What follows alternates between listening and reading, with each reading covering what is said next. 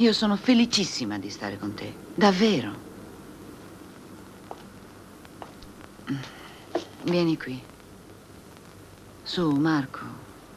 Vieni qui. Hai paura che non ti voglia bene? Sì. Ma com'è possibile? Non ci sei mai. Mi scappi sempre. No, no, dai, che questo non è vero. Io non potrei stare senza di te. Nemmeno io.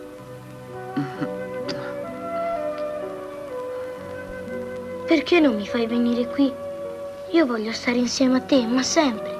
Marco, per ora non è possibile. Ci sono un mucchio di problemi da risolvere e non è facile.